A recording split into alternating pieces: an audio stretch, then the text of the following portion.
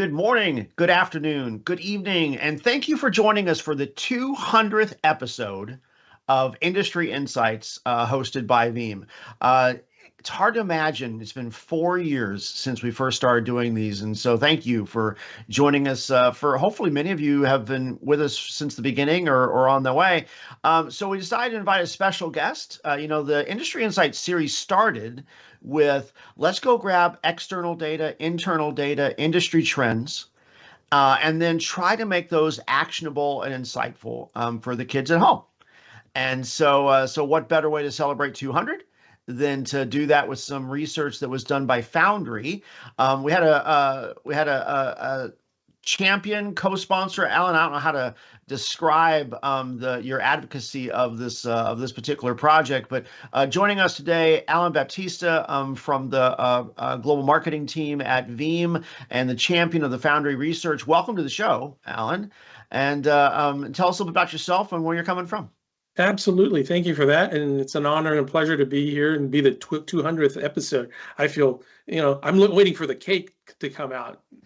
But I'm a longtime listener and have been, I'm transmitting directly from sunny, not so sunny Southern California right now, but in LA.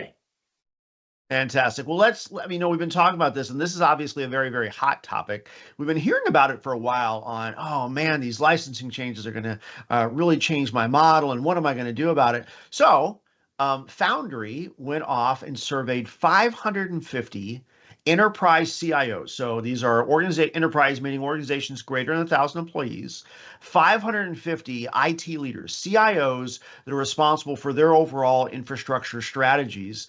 It was surveyed over the summer, right?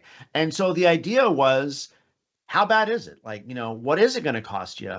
How are you feeling about the changes? What are you going to do about it? And we're going to talk about some of that today along the way. But Alan, any other context we want to do as far as, top line about the project overall and your thoughts on it? Yeah, no, it was really because of the uncertainty in the market. We really wanted to understand, like you said, what are your thoughts? What is your sentiment around what's happening in the hypervisor market? Where are you going, and how soon are you going, and what are the barriers for you to move or not? So there's some interesting nuggets of information that we'll cover here, but more importantly, there's more in depth from the white paper and some other results that you'll be able to capture later on. We'll share all of that soon. Fantastic. I should also mention, by the way, the survey was actually done globally. So this is not just from the Americas, North and South, but also from EMEA, a little bit of APJ representation. So this actually is a global survey, which brings up a question for the audience. Please tell us where you're from. Please tell us where you're dialing in from today. If you've been following the program for the last 199 episodes, you know that we try to bring up a map and highlight that out. Alan has already mentioned he's from that little state out on the West Coast, California. Our producer is coming out of Ohio. I, of course, hail from the great state of Texas, as does our social media. So please tell us where you're from, and then we'll make sure to mark the board green while we're at it. So, Alan, let's talk about the sky is falling. That actually started this conversation around the licensing changes. So 550 organizations, all surveyed, all enterprises. The first question that was asked was, this whole thing came about because, the licensing is changing. Well, let's figure out what that really means. So according to the Foundry research, the average enterprise is spending around a little over $400,000 per year just on their VMware licensing. And if they choose to continue using VMware the way they have in the past, or vSphere in the way they have in the past, that's going to increase an average of 150%. So now we're looking at 630, 640, right? And of course, everybody has an extra 200K sitting around their budget per year for unplanned IT expenses, so that shouldn't be a problem. But now, Alan, we've seen that in some parts of the world that actually can be significantly larger than even the 1.5x. But was this consistent with the kinds of anecdotal things that you heard before we did the research? Absolutely, and it depended also on the size of the organization, because we also found out from other research that we've done that the enterprise level seems to be, or even within the enterprise, where you see the same question asked, there are different perspectives there. If it's a more senior leader, they have different understanding and perception of the spend and the overall impact. So it was some interesting findings there. But definitely globally, this 1.4, I think 147 was the actual number, but it is a big number that caused organizations to really take a pause and say, wait, let's see where this is going. And when it turns out to be, it's going to be more of a hybrid approach, and we'll cover that a little bit later. But it's an interesting finding that globally, overall, the average was 1.5. So, Alan, folks are already starting to chime in with where they're from, and you know it's going to be a good show when we start getting customer interaction straight out of the gate from the audience. So, Diego is a fellow Brazilian, by the way, is shouting out that he's seeing more like 8 to 10 times, and so certainly based on geo, based on the kinds of licenses that you have, those numbers can be inordinately higher. Sal's asking the question, yeah, so the cost was $418,000 per year, and this was for the 2023 licensing year. Prior to the last renewal is actually the way that it was phrased. We have seen different numbers on the 418. So some of the smaller enterprise organizations were more like 150 to 180. We saw some that were spending 600 to 800K per year. So the numbers on both sides of these metrics are pretty crazy. And then to think you're going to do 150, 200, 300% multiples, some folks were asking along the way. So yeah, please keep the questions coming. Please keep the marking up where you're from, because we want to turn that map green along the way. So if you know you're spending a lot, perhaps even more than you wish you were, right? And now you're going to be spending upwards of 150, 200, 300% as an increase on that. That's going to affect overall sentiment change. So two of the questions that were asked along that way was, what was your satisfaction with VMware prior to the Broadcom licensing changes, and then what were they after? Now, it's a little bit of an eye chart. So again, great reason to hit that QR code in the upper right-hand corner where you can download some of the resources, watch a longer webinar that Alan and I did together. But I think there's some interesting bands here. So the respondents were asked to score on a 1 to 9 scale. 1 was the worst, 9 was the best. And if you're familiar with this concept called NPS, Net Promoter Scores, NPS has a science where they say, in a 1 to 9 score, 8 and 9 are what they refer to as recommenders, meaning they're happy, right? 6 and 7 is neutral, not the midpoint. 6 and 7 is neutral. And then 1 to 5, if you're going to score middle or lower on a 9-point scale, you're not enamored with where you're going. So that's how this works out. Is if you're looking on that left-hand side, you see the positive numbers, those are the 8s and 9s. You'll see the midstream numbers, those are, let's call those neutral, scoring 6 and 7s, and then the 1 to 5s in the bottom. So if you first look at the data, you'd say, well, there's not a whole lot of gap. There's 15 points here, there's about 7 points there, that absorbs the thing. I would actually tell you, when we look at things like NPS and recommender scores, that's actually where the insight really comes from on that bottom. And so what you're looking at here actually shows that it used to be 61% would recommend vSphere. Now that's down to 45%. So Alan, one way to look at this is 1 out of 4 organizations that used to be a recommender, an advocator of vSphere, no longer is after these sentiments. Let me flesh out the rest of this chart, and then I'd love to get your opinions as well, and then we're going to visit the map. So the second half of this is, okay, so if sentiment is changing, how likely are you to then change your consumption of vSphere? So if you look on the right-hand side, we asked, what's the likelihood that you're going to decrease your use of VMware over the next 12 months? Now, about 28% in that gray wedge on the left-hand side, the right-hand side of the slide is neutral. So about 1 in 4. Alan, I think probably the more interesting thing is when you look at the 2 green pieces, meaning they're unlikely to change. At 16%, right? So 1 out of 6 organizations.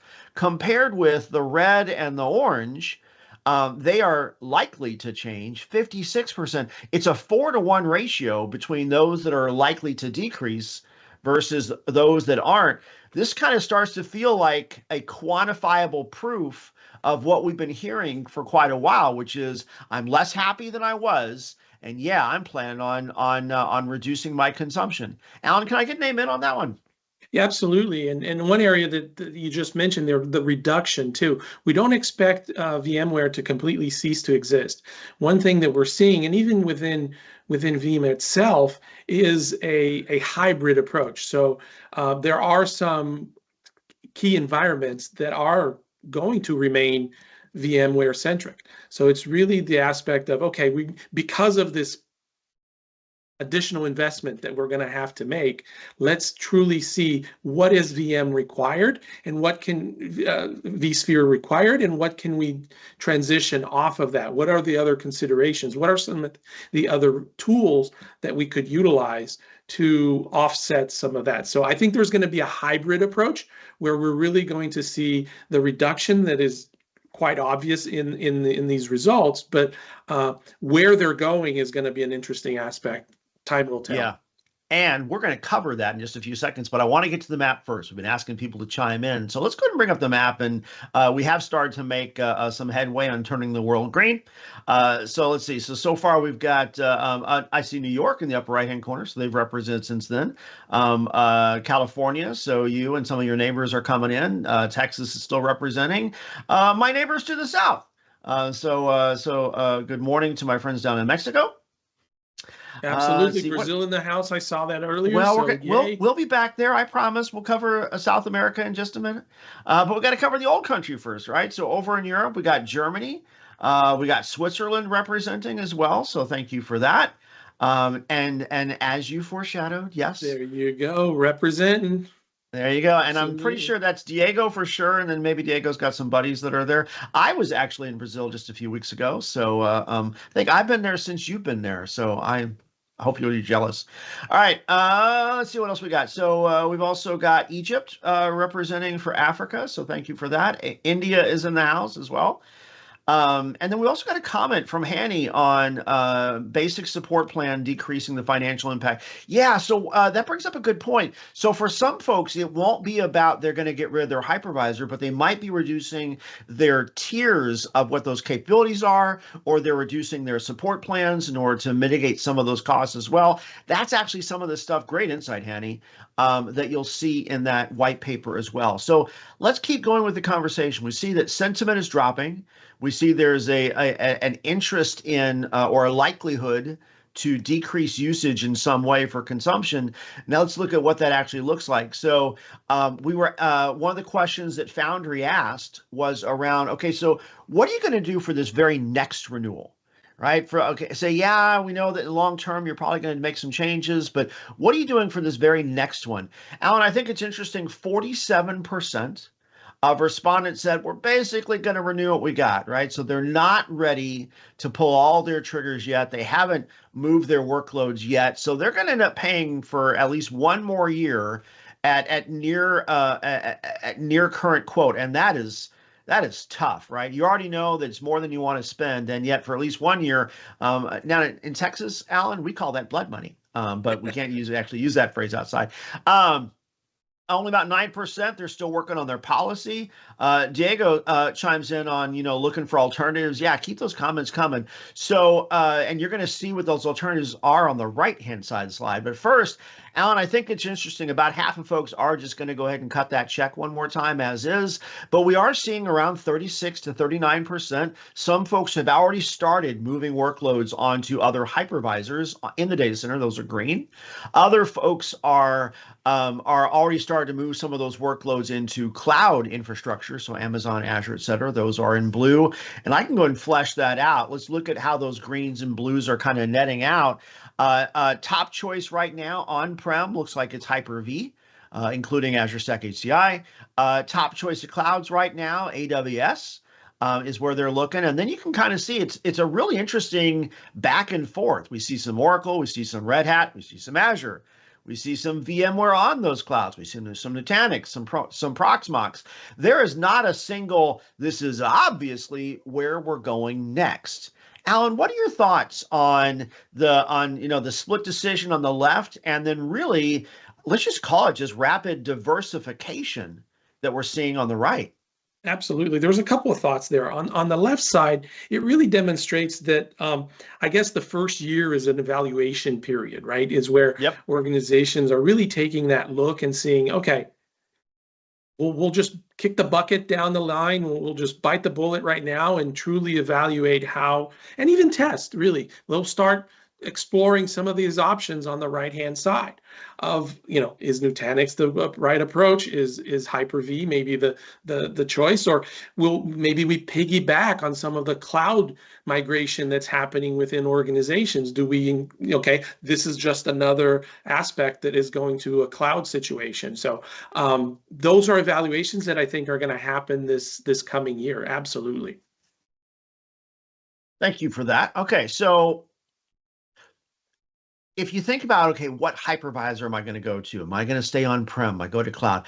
I think in some cases, this is a really interesting opportunity to really just reassess the overall strategy, right? Do I need all those workloads there? And certainly, I think there's certainly some wonderful magic that happens when you only have one hypervisor that you're relying on. You can have a single set of tools, et cetera. As you start to diversify where those workloads are going to run, there's going to be some caveats for what are the capabilities those other hypervisors or clouds have, and is that going to be my trade-off on that? Let's take a look at that for a second.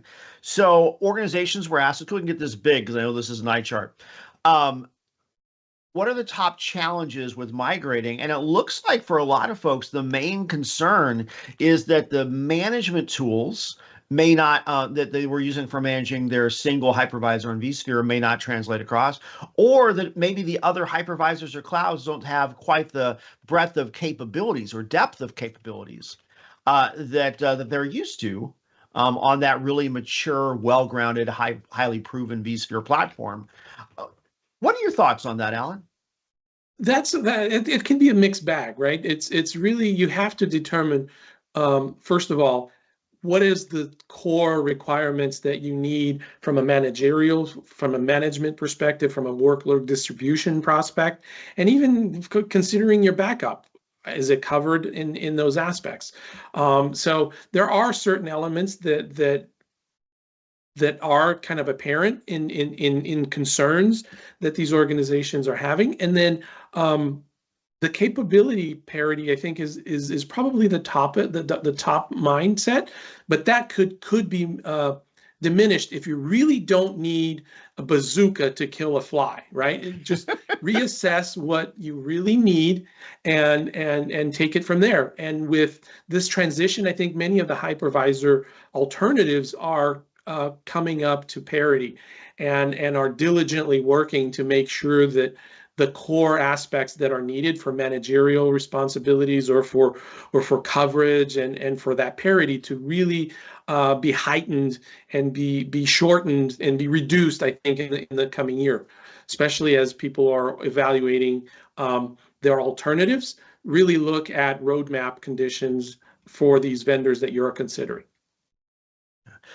We've got a couple great comments that have come in over time. Marco made a mention around the management tools. I think one thing that I think a lot of folks are underestimating is if you just look at cost, right? Total cost of ownership, not necessarily ROI or price. You could see this problem in a very different way, right? And so when you think about things like management tools, that's everything that happens after day two. Right? Day one is, or day zero is I bought it. Day one is I put it in. Day two is I have to live with my choices over time. And if management becomes harder, does that mean I have to buy new management tools? Do I have to reskill some of my employees? Those have costs.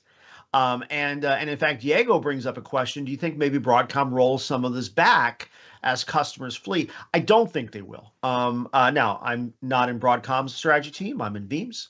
But here's what I think a lot of folks are going to have to start really wrestling with. And that is when you think about the new management tools, when you think about assuming that, what you have for VMware doesn't translate as well, it doesn't have management equity or backup equity or security equity for those other hypervisors, there's going to be a cost there. There's going to be a cost for reskilling your people. There's going to be a cost for managing multiple if you decide to diversify those workloads. And if you think about each one of those costs, I think one thing that folks are going to have to reconcile is, are all of those incremental costs more than what Broadcom is not asking you for at renewal? Because it might be that the cheaper answer is still actually just to embrace the new Broadcom licensing model, because switching over to all those other things might actually end up costing more in the long run. So it is not a perfect answer on those pieces along the way. So Diego, if I was doing strategy at Broadcom, I'd be I would not be trying to pressure a rollback because it shows a lack of commitment. I would probably be doing a massive campaign effort around ROI and TCO versus changing onto one of those alternatives so that I could keep my base. But I don't think they're going to roll back. I think you just need to have a better conversation about day 2 and beyond in economics. All right, there's a few more things that we should cover along the way. Let's talk a little bit more about migration, how they're going to get there. These 550 CIOs, they were not only thinking about the economics of the renewal, they were also looking at, okay, if I'm going to get off, what would that really take? Now, many of them, about a third of them, it's not on the slide, but it's in the white paper. Go download the white paper. But about a third of them, we're going to start this process over the next 6 months. Another third of them, we're going to start over the next 12 months. And then the last third is going to take at least a year before they're ready to get started. That said, once they start, the basic math that all of these CIOs came up with was it's going to take you roughly an hour per workload to move that workload onto another platform, whether it's a cloud or another hypervisor, about an hour per workload. So, Alan, you've got 1,000 workloads, right? 1,000 VMs running in vSphere right now, and you just took an hour. That's 1,000 hours of IT skills. And if you look at how long that's going to take, because it's not like you got extra engineers sitting around waiting going, I wish I had a project. If only I had something to do. Oh, wait, now I can migrate my stuff, right? Average length of time for these projects is coming in a little over 11 months from when they start. And it probably requires an additional 1.5 engineers more than they currently have right now. Alan, this just got expensive and protracted. What are your thoughts? Absolutely, and that goes to the additional total cost of this project that you mentioned. It's the cost of time and resources that need to be evaluated when you're considering what to go against, right? The aspect of how long will it take and how broad this is, the impact of your workloads is definitely something that would need to be considered, especially as you look at, this is not a short flip the switch and go, in a month. It's a year. You're looking at a year's process. So if you're on that bandwagon that I have 1 year of evaluation to go because I've already signed up with Broadcom for a year, for an additional year, you're looking at 2026 in terms of flipping the switch here, and then that additional headcount has to be accounted for that work effort as well. So it's a significant boulder up the hill push here. Yeah. All right. Hey, let's see which hills that those boulders are getting pushed up. Let's take a look at the map one more time and kind of see where we ended up along the way. So what do we got? So in North and Central America, I see Utah's representing some gorgeous mountains this time of year. Georgia in the house.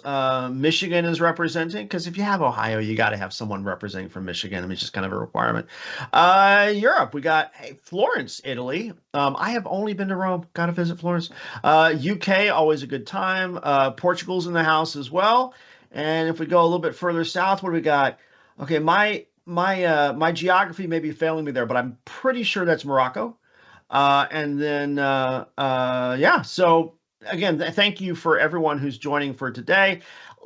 Sal brings up a great question on CapEx versus OpEx at Veeam, sizes of VMs as an example. Now, Alan, you are closer to the Veeam Universal License than I am, but one of the things that I love that we did years ago is for most of our customers, they're not tied to the licenses they originally bought being protected. They may have originally bought them to protect sockets of vSphere, but you can use those licenses to protect when those workloads go to Hyper-V, when they go to Proxmox, when they go to Nutanix, when they go to Azure, when they go to AWS, so there's a lot more portability. Felicia, could we add the link for Veeam Universal License to the chat to make sure Sal gets that? Because I think that's probably the crux of that. You don't have to change your investments in Veeam as you move that over along the way. So, all right, Alan, we got like 4 more minutes, but I want to cover 2 more things with you today.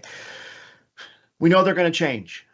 We know it's going to take a while. We know it's going to be expensive. We know there's probably going to be some sacrifices in quality or capability along the way. So a couple last things that I think are interesting on this mix. We also asked them, okay, so what's that mix going to look like over time? Actually, this is a repeat slide. Let me get you one more over. Before we ask, what are you thinking about? On this slide, we actually asked, okay, so what's your mix going to look like when you're done? Right? Is everyone just going to have this massive exodus? And the answer is no, right? So the data center is still going to make up 60% of the normal hybrid architecture. 20% of workloads are still going to be physical servers on-prem. And if you got physical servers in 2024, there's a reason you're physical, and you're probably going to keep them. About 40%, so 2 out of 5 workloads, still going to run as VMs, right? 40% are also going to run in cloud. That's what you're seeing on the left-hand side. This, I think, is one of the more interesting questions. In 2 years, if you needed to stand up a new workload that's virtualized, where would you prefer to run it? Not where will it run, not how can you look in the future and guarantee 2 years out, but asking those CIOs, where would you prefer to run it today? 1 in 4 would still prefer to run it on vSphere in the data center, present mode of operation. This, again, is testament to our friends at Broadcom and vSphere. vSphere is not going away. And it shouldn't, right? Massive platform. A lot of enterprises rely on it for all the right reasons. I do think it's interesting, though, that it's a pretty clean mix. 27% data center on vSphere, 23%, 4 points behind, data center on Azure. If you just look at those two, this is you can only choose one option here. Alan, it looks like all of a sudden now we're in a 2-horse race, which is something I never would have expected not that many years ago. Yeah, absolutely. The alternatives that we see are, as you see on the chart, the top 4 out of 5 are still data center centric. So right. The data center is not going anywhere, right? It's just maybe it's part of that transition of all the other workloads that organizations are looking at to moving to the cloud. It's like, yes, let's look at it.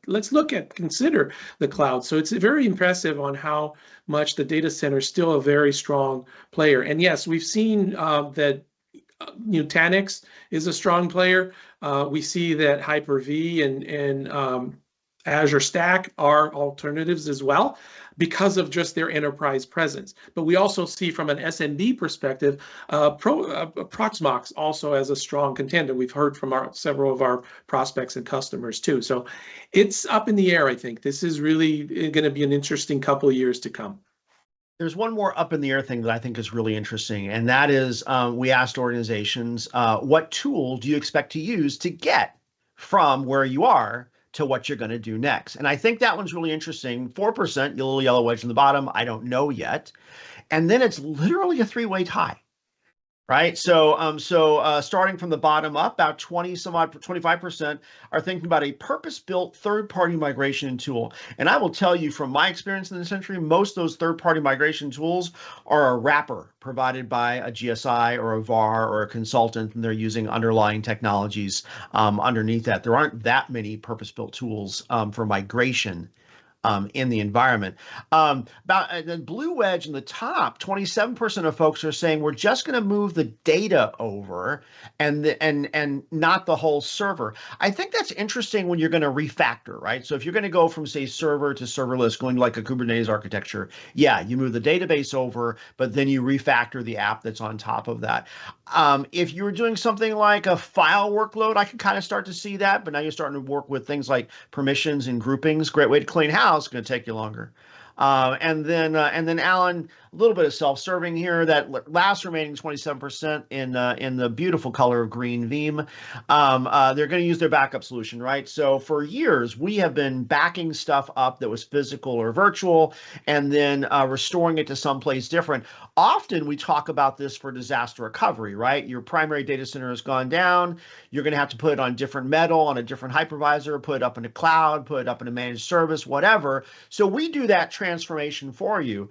For the folks that are taking notes, the only difference between disaster recovery and server migration is you get to schedule it, right? Disasters happen on a Monday morning and migrations happen on a Wednesday afternoon.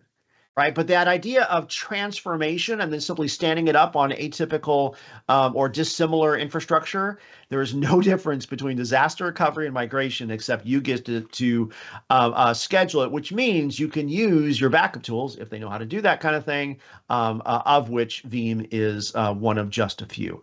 So with that, I'm going to give you, Alan, the last word before we wrap up, because this is something that you're passionate on. Talk about data freedom and where they can learn more about. We want to help them with this transitional period. Absolutely. And we see several comments here that from Marco, thank you. The answer for migration is Veeam. It's simple and it works. It's beautiful. So nothing better than that. Veeam AM data freedom. Why data freedom? It's that flexibility that we provide. It's the licensing, universal license that doesn't matter where you are sending your data, it goes along with that. So it's the flexibility and the freedom for you to take your data from wherever you are to wherever you want to go. It's your data, no vendor lock-in, and it's one of our core principles here at Veeam. So if you want more information, the QR code is the recording for the long webinar. The Veeam data freedom is our resource library for migration and modernization aspects. So do check those out. And I know that Felicia has been posting other links as well to the white paper as well. So Jason, thank you for the time. I appreciate this opportunity. It's really running so much to talk about. Reach out to your Veeam account rep or reach out to us on other mediums if you want to have a one-on-one conversation. Thank you very much. Absolutely. Alan, thanks for joining us. And I would be remiss if I didn't also remind folks, we aren't doing a show this Thursday, but if you have some time on Thursday that you normally would want to be watching more Veeam stuff, go check out the Veeam on Data Resiliency Summit. Fantastic event we had just last week. A lot of the key sessions are now available on demand. So use that time and take a look at what Veeam is doing for data resiliency above and beyond what we're doing for data freedom, which we covered today. On behalf of Alan and Jeff and Felicia, myself and the rest of the Veeam team, thanks for watching. Thanks for joining our 200th episode. Have a great week.